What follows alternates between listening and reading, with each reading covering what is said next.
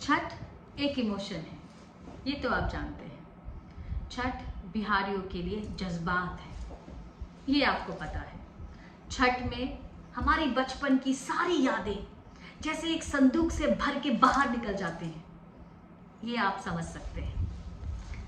छठ महापर्व है, त्योहार है, पर वो हमारी बचपन की, हमारी माँओं की, हमारे चाचियों की, हमारे मोहल्ले की, हमारी कॉलोनी की औरतों का साथ में जाना, साथ में छठ का पर्व करना, वो घाटों का बनाने के लिए वो होड़ लगना, वो शाम का अर्घ देने के वक्त में सबका तैयार होके जाना छठ के घाट पे, और सुबह के अर्घ के लिए वो 3 बजे उठना, ठंडे पानी से नहाना, वो कांपते हुए जाना, स्वेटर पहन के बिल्कुल कांपते हुए जाना।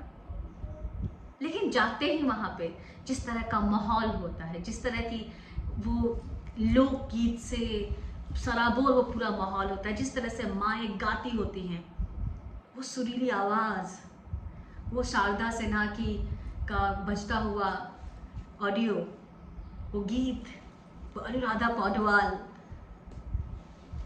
उसका कोई शान ही नहीं है। बिहारी जब छठ की बात करते हैं तो वो पर्व की बात करते ही नहीं है, वो बात करते हैं अपनी परंपराओं की, वो बात करते हैं अपने अस्तित्व की, वो बात करते हैं उस नॉस्टैल्जिया की जिसको समेटे हुए वो बाहर चला आया है, अपने राज्य को छोड़ के, अपने देश को भी छोड़ के, शायद छठ में जा नहीं पाया, पर यादें वही हैं।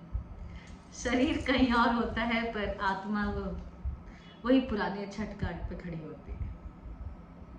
तो जिसकी महत्ता इतनी है, जिसको पर्व को सिर्फ हिंदू नहीं करते, मुसलमान और किन्नर और सारे समुदाय मिलके करते हैं, जिनकी भी मन्नतें पूरी होती हैं अपने बच्चों को लेके, वो सभी छठ करते हैं। उसमें धर्म का, जाति का कोई रोल ही नहीं है, कोई भेदभाव नहीं है। बिहार में ऐसे बहुत सारे जिले हैं जहाँ पे मुसलमान हिंदुओं के साथ बैठ के उसी घाट पे छठ करते हैं, और सैकड़ों साल से ये परंपरा चली आ रही है उनके यहाँ। और आप जब भी उनसे पूछेंगे तो उन्होंने तो आपको यही बताएंगे कि उनकी कोई मन्नत थी अपने बच्चों को लेके, वो पूरी हो गई और तब से ये परंपरा कायम है। तो छठ का जो महत्व है वो बहुत बड़ा है। छठ पहला और शायद अकेला,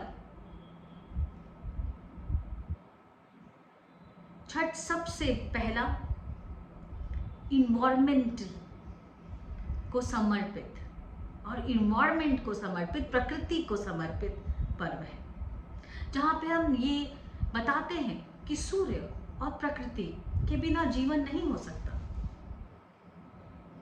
और इसकी जो रिचुअल्स हैं, जो परंपराएं हैं, इसमें देखिए कोई अनुष्ठान नहीं होता।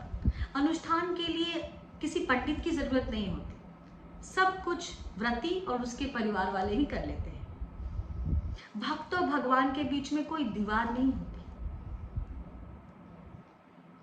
अस्त होते हुए सूरज को भी नमन किया जाता है, उसके महत्ता को बताया जाता है, और उगते हुए सूरज को भी बताया जाता है कि हमने पहले अस्त होते हुए सूरज को प्रणाम कर लिया है। तो तुम्हारा इतिहास और तुम्हारे पीछे के किए हुए कार्य को भी हम प्रणाम करते हैं।